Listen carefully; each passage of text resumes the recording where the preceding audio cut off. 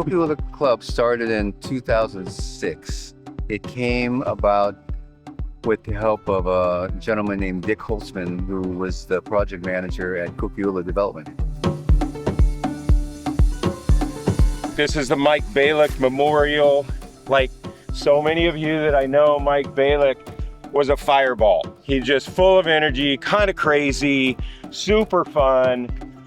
Mike Balik is on our hearts today and was part of this community, and we're really, really happy and proud.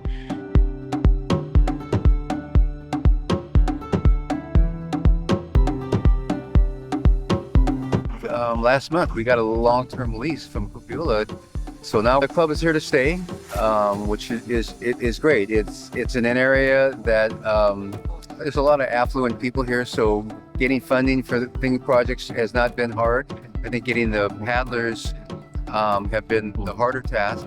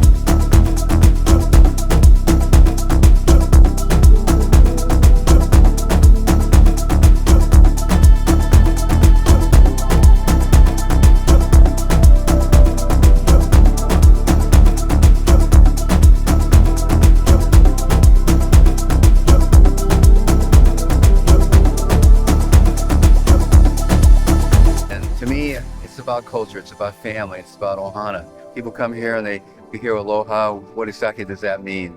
And with me, it's culture of having trust, of having someone come into an area, not knowing anybody, but belonging to an organization. If they need advice, help, whatever it may be, that they get true, unabated, nothing wanted other than just true help.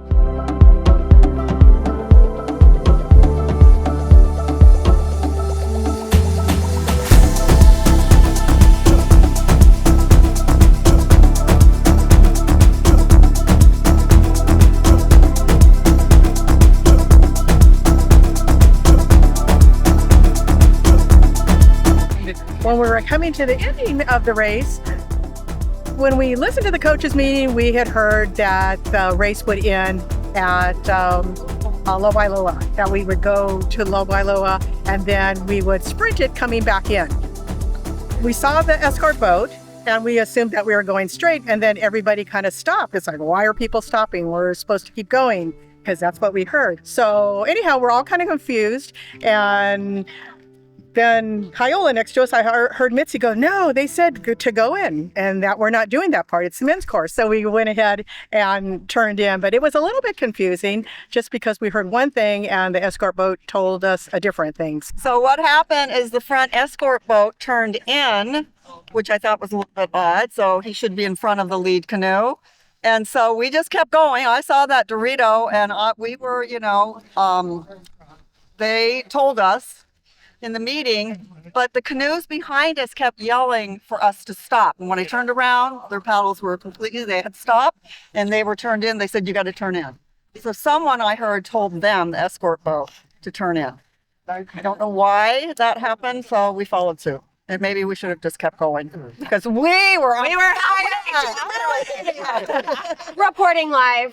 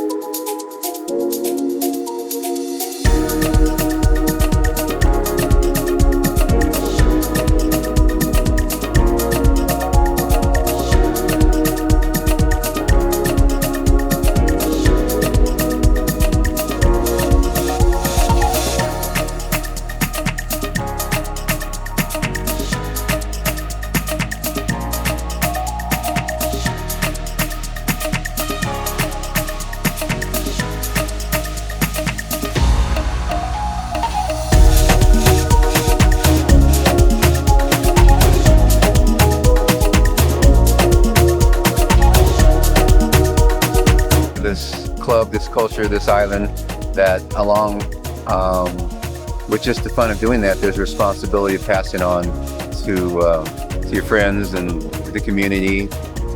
And without the community, this doesn't exist. It's not about the canoes, it's not about the bogs, it's about the people in it. But getting the right people with the right attitudes to make the team work is the most important thing I see. It just takes one day of looking at the ocean and sitting out there reflecting upon what we have to do in our life, the choices that we make, and if we have the ability to be here and to be a part of this culture, I think hands down that's something that's a win.